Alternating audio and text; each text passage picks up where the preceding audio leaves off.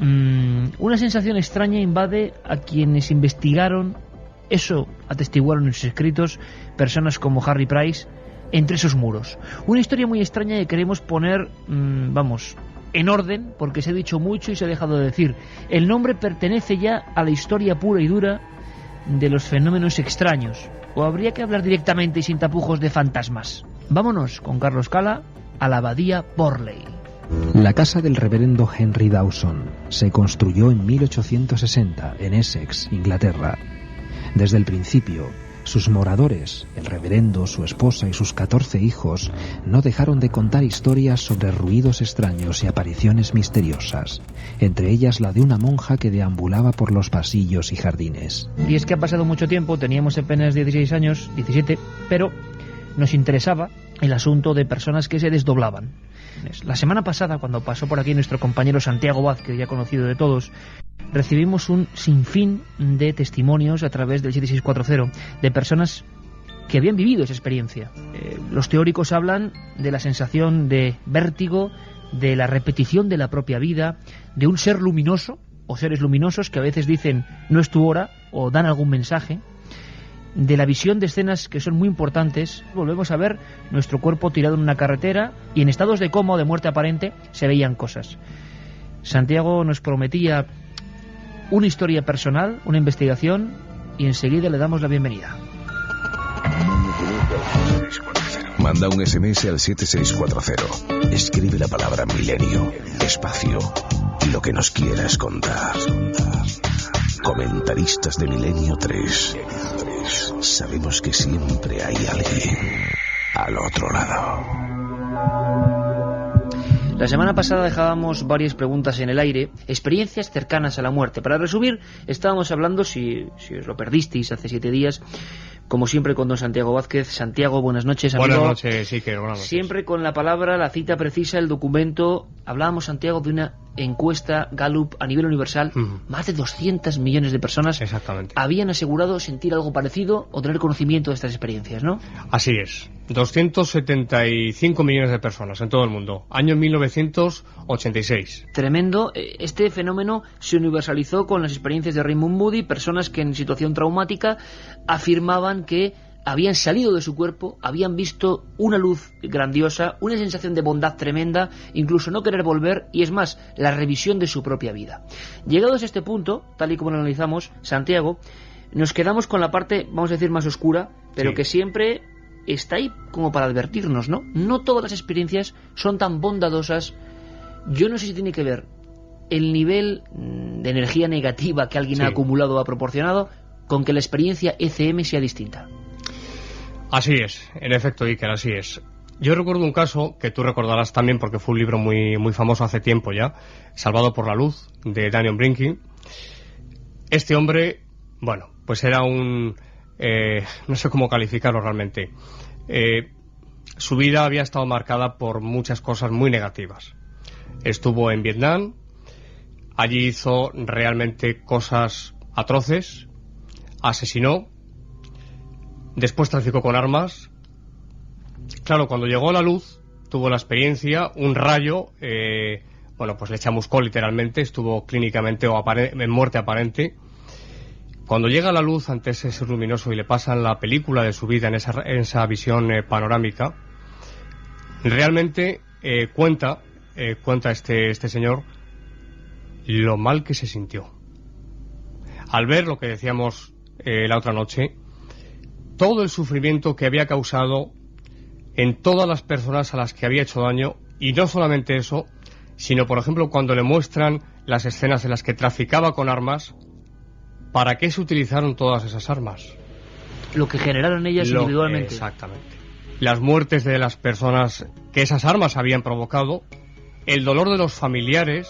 Es decir, si estas experiencias son realmente ciertas, si realmente son ciertas, esto debería hacernos reflexionar muy seriamente respecto a un comportamiento, ya no digo religioso, no estoy hablando de religión, pero sí ético y moral.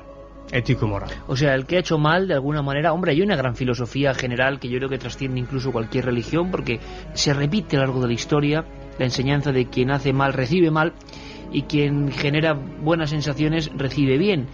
Eso en ese momento, en esa especie de umbral, en ese juicio extraño parapsicológico ocurre. Sí. El que no ha obrado consecuentemente con el regalo que es vivir. Las personas decíamos que volvían bruscamente en ocasiones, que tenían un aprendizaje tremendo, imagino. El espacio y tiempo se deforma, uno ve su propia vida en espacios que sin embargo luego en nuestro tiempo real y humano es corto. 22 minutos hablabas y nos traías también un caso personal que quizá te acercó mucho más a todos esos elementos que estamos hablando, ¿no? Así es, un piloto comercial en España. Voy a resumirlo.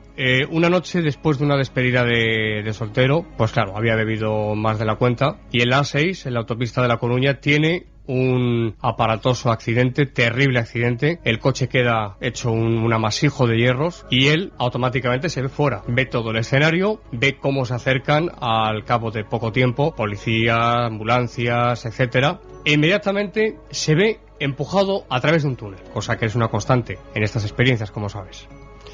Bien, se desplazó por ese túnel. ¿Siente vértigo en ese momento, Santiago? ¿Han descrito algo de la sensación corpórea que uno tiene?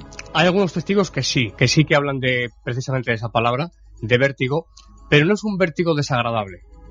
Es una sensación de tal velocidad, comentan los testigos, que sí que puede llegar a producir en ese cuerpo sutil, por llamarlo de alguna forma, sí que puede llegar a producir una sensación de un vértigo, por la velocidad que tienen, porque no van caminando, sino que van desplazándose, van como flotando, atraídos por esa luz.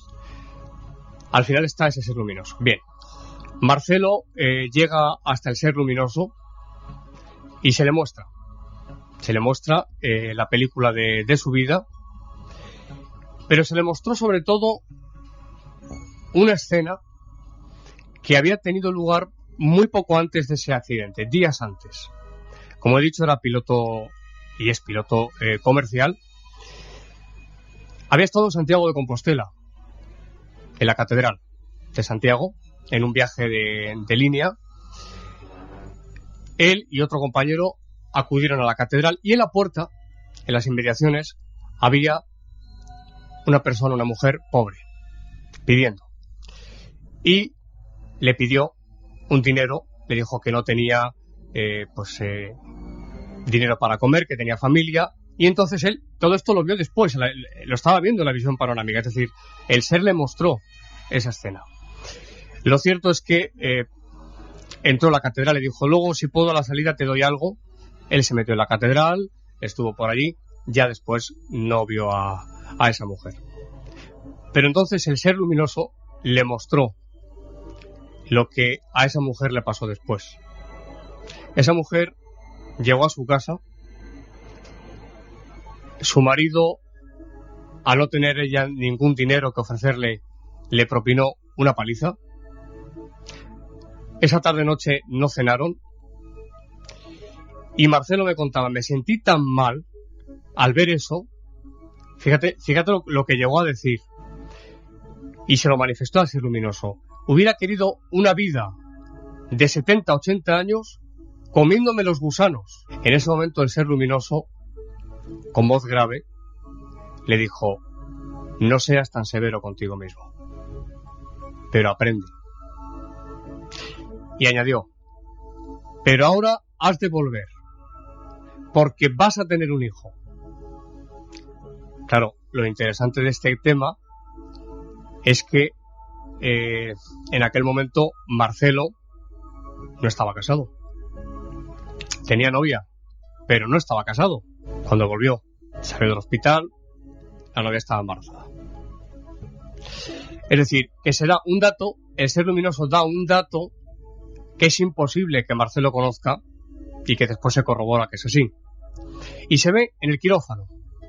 Y le llamó la cosa una atención. La atención le llamó el hecho de que vio su cuerpo en la mesa de operaciones y uno de los cirujanos, porque había varios, duró varias horas la operación, tenía un aparato en su mano, como fosforescente, le pedía intensidad a otra persona, 2,5.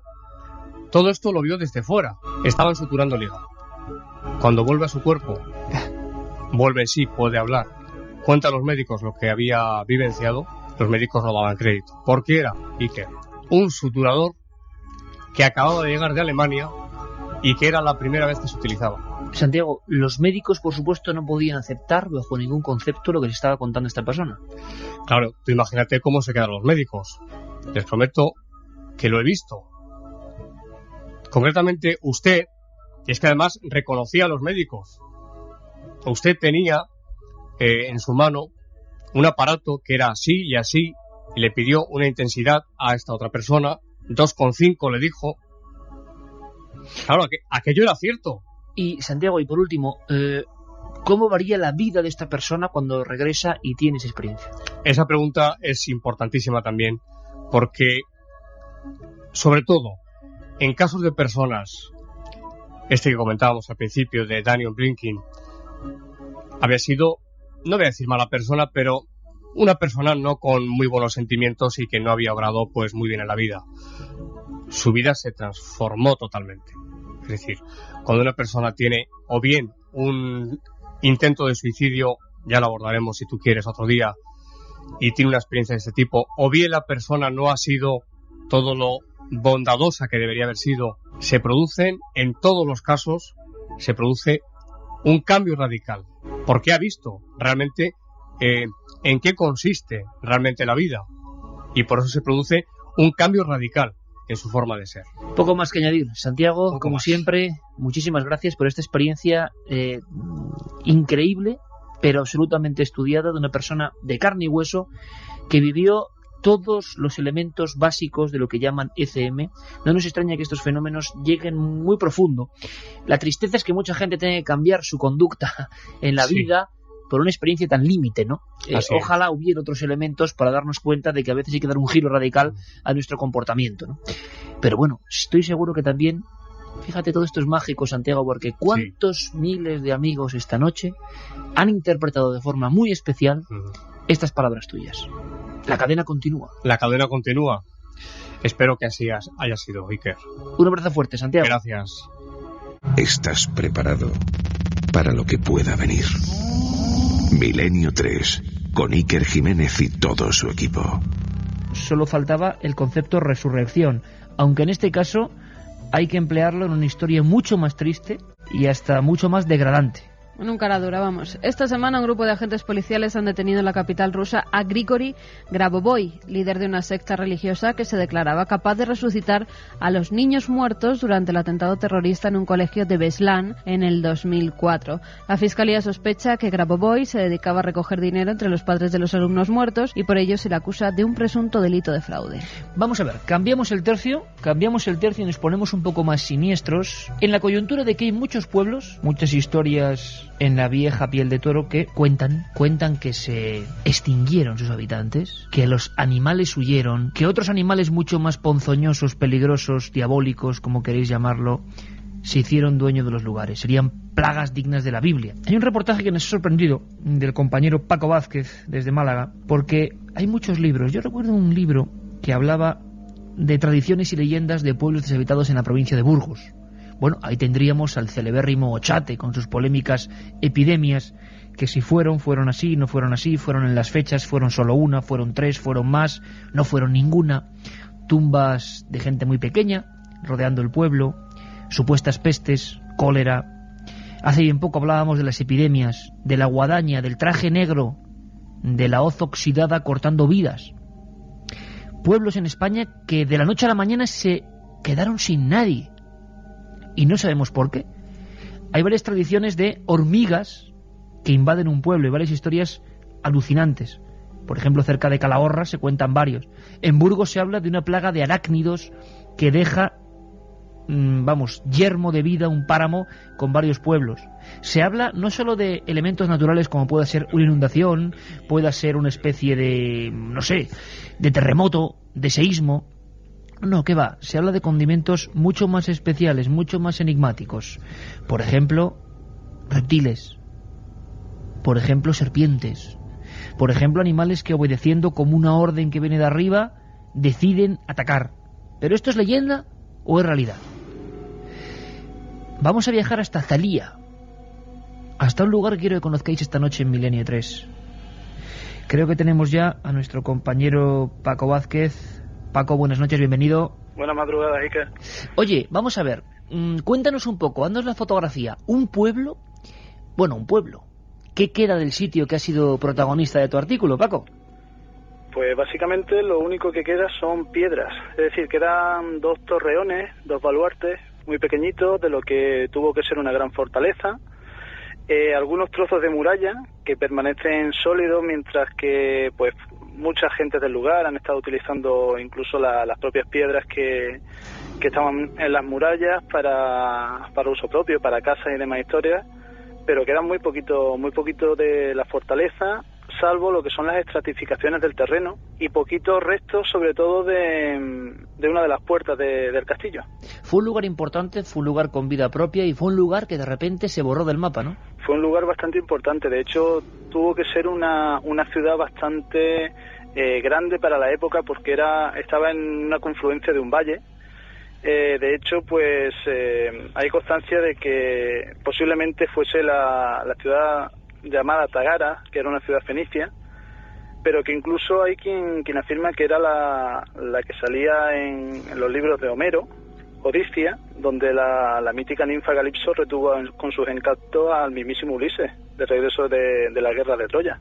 O sea, un lugar emblemático a nivel histórico que tú de repente vuelves a patearte, lo fotografías, que de repente es eso, unas piedras al sol con mucha historia, y tú empiezas a indagar, pues en una especie de cronología que nos parece sumamente interesante. Parece que hay una especie de reconocimiento ancestral de que eso se abandonó por algo, en un momento concreto, y por algo que nos puede sonar bastante espantoso, ¿no? Hay diferentes teorías y a cada una pues su ración de misterio, ¿no?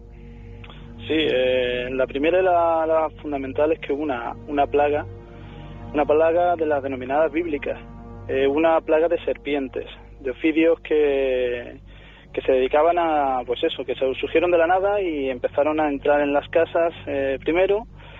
Posteriormente ya eran visibles incluso a la propia luz del día.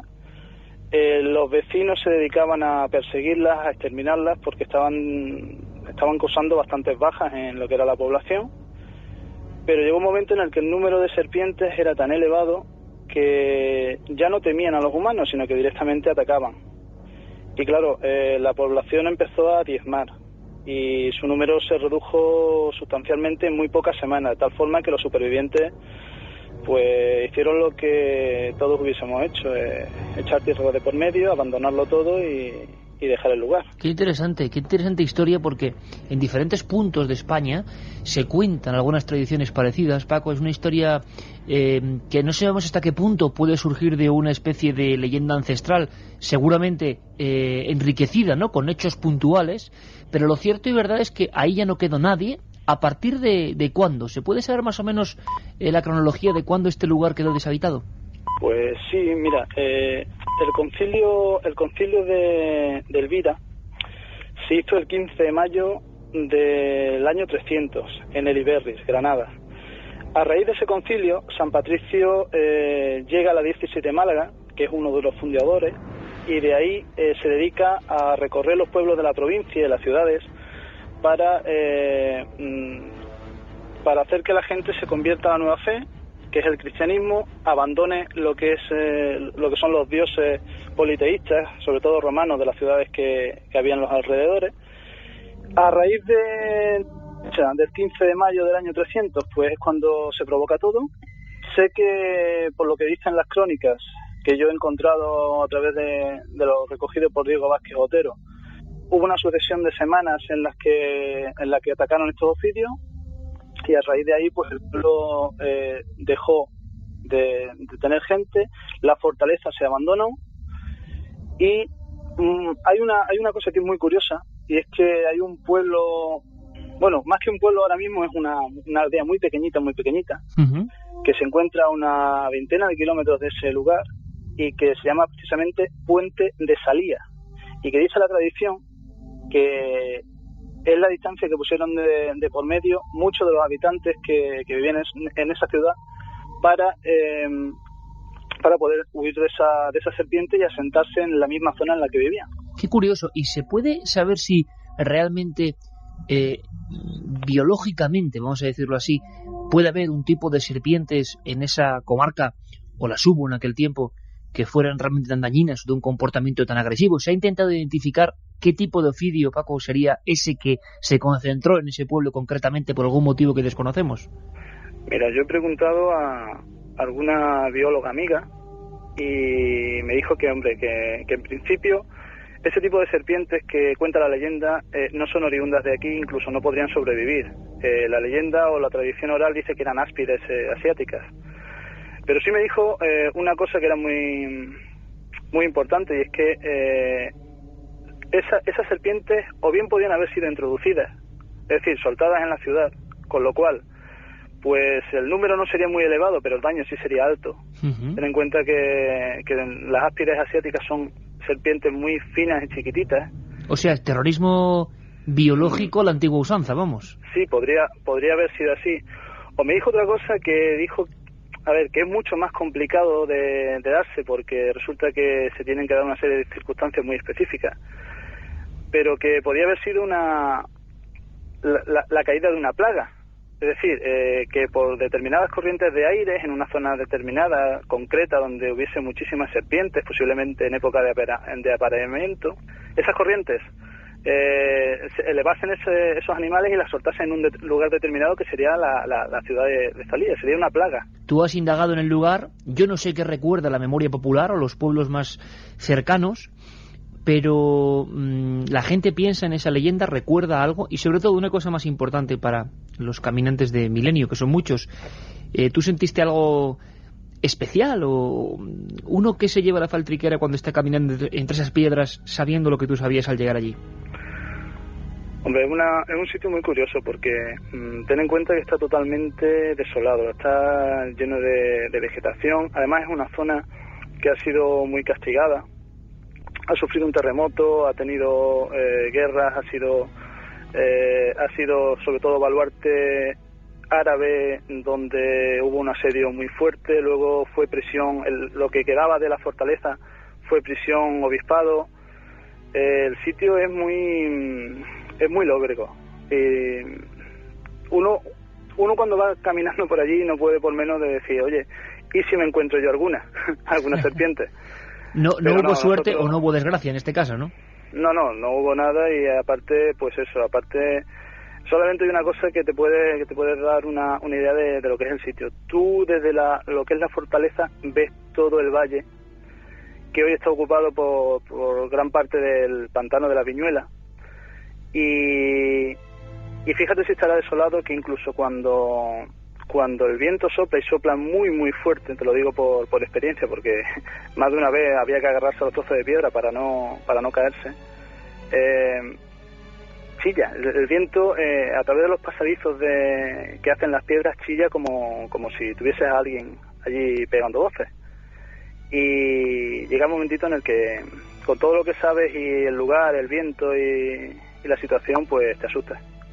Pues perfecta la crónica de nuestro compañero, miembro de esta gran familia de Milenio. Además podéis leer este reportaje muy muy muy interesante en la revista Más Allá, y muchos más que vendrán.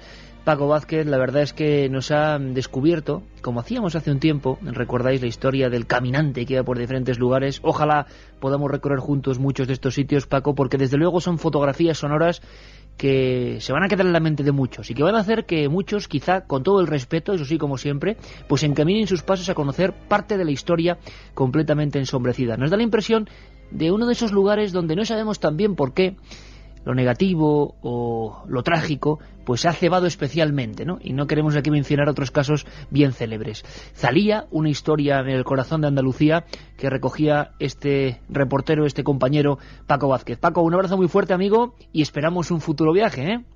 Un abrazo, Iker. Manda un SMS al 7640. Escribe la palabra Milenio, espacio, lo que nos quieras contar. Comentaristas de Milenio 3. Sabemos que siempre hay alguien al otro lado. Este animalillo de esta víbora, porque eso es una serpiente venenosa que está caracterizada por poseer un par de colmillos largos y huecos en la parte delantera de la mandíbula superior. Los colmillos Iker, cuando no los está utilizando, se pliegan hacia atrás contra el paladar, y cuando ven que hay algo de peligro o quieren atacar, se ponen en posición y los clavan inyectando un veneno mortal que ataca a la sangre y a los tejidos. En España tenemos varias especies, una de ellas es la áspid, también está la víbora hocicuda y la víbora de Seoane. La víbora áspid es la más venenosa de las que viven en nuestro país.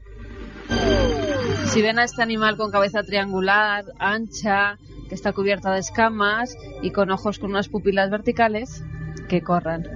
Y ahora vamos con algunos de los mensajes que ya nos llegaban a esa vía de contacto. El 7640, palabra clave milenio, espacio y vuestros mensajes. Jaime de Zamora, ¿sabéis que San Patricio es el patrón de Irlanda y que dicen que no hay serpientes porque él las expulsó de las islas? Curioso cuando menos. ¿Se podría pasar por aquí también San Patricio? Curiosísimo. Casualmente tengo entre mis manos un reportaje sobre Thalía, muy interesante, publicado en Más Allá este mes. Enhorabuena por el programa y a ver si dedicáis uno a Asturias. Pues aquí has escuchado al autor de ese reportaje.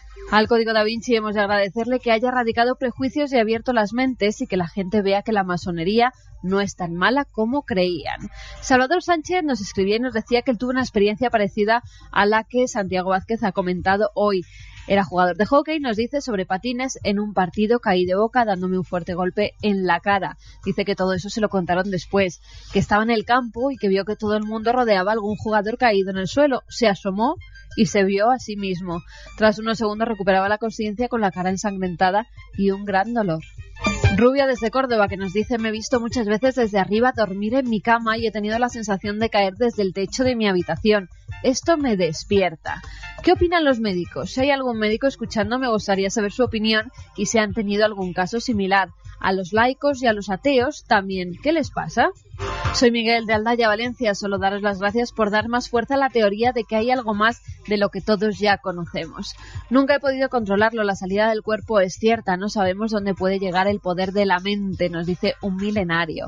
Hola, soy Pilar. En el día de San Valero, en Zaragoza, estuve muerta 1 minuto, pero pude ver esa luz. No me lo creía. Ahora sí. Un beso. ¿Cuándo vendréis a Zaragoza? Os esperamos muy prontito. Soy Zam de Valencia. Un amigo mío estuvo 2 meses en coma y cuando afortunadamente se despertó, contaba que todo el tiempo alguien le estuvo hablando.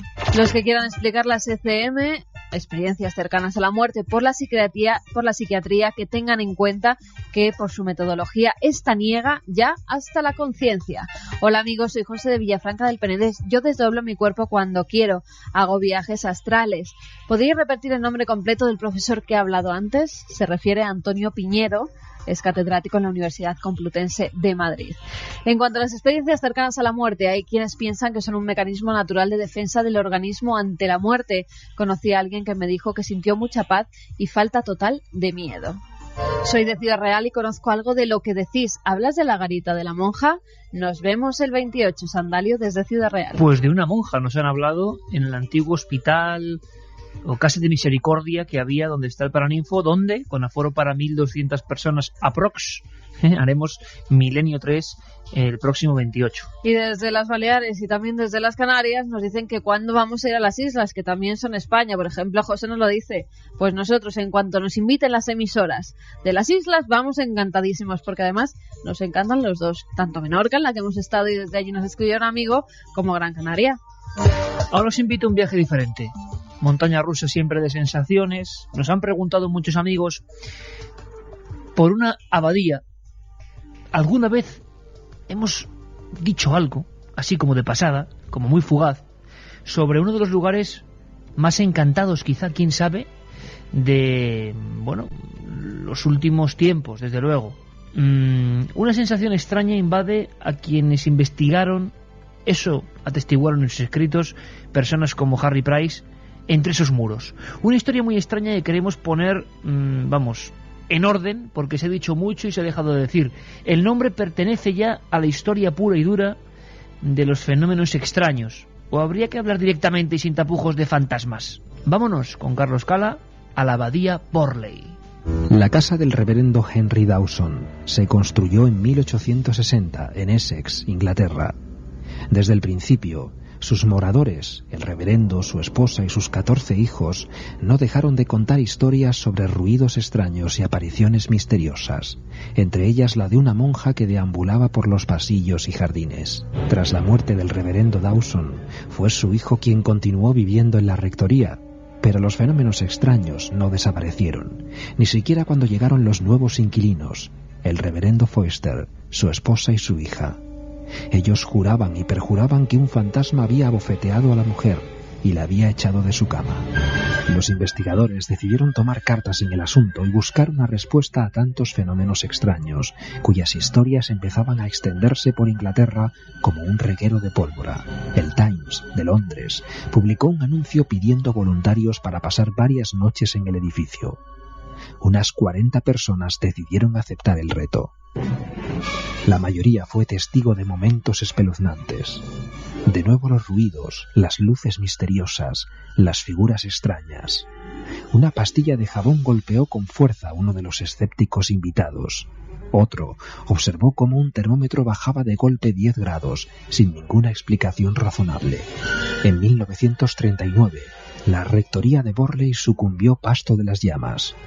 Una excavación en el lugar permitió descubrir una tumba en la que solo había algunas medallas religiosas y el cráneo de una mujer.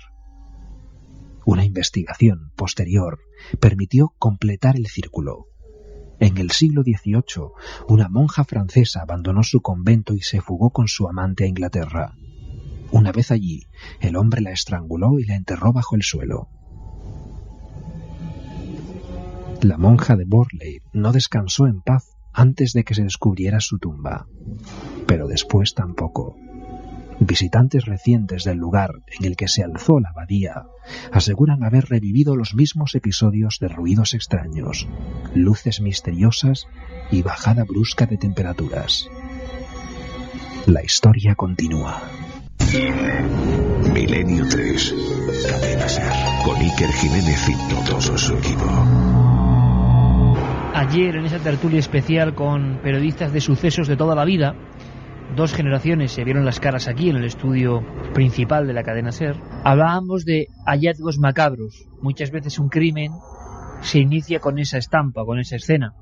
Hablábamos de cómo, por ejemplo, convulsionó la sociedad catalana y madrileña de la época el hallazgo dentro de un baúl en la estación de Atocha de un cuerpo descuartizado, el famoso crimen de Ricardito.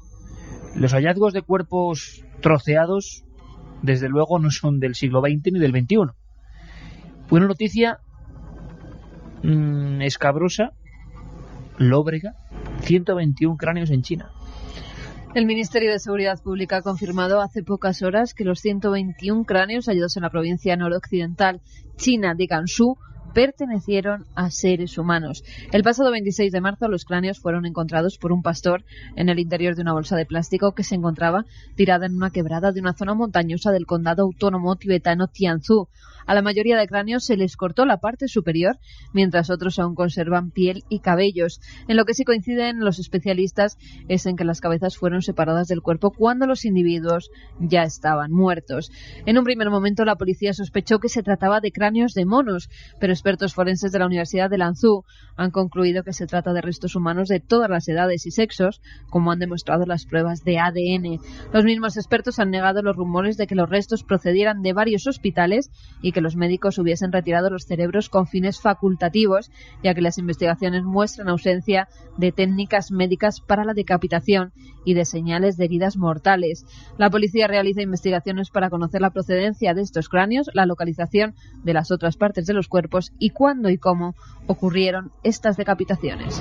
Una historia realmente extraña, realmente violenta. Las escenas son de los que ponen los pelos de punta realmente, ¿no? Montañas de cabezas, Iker.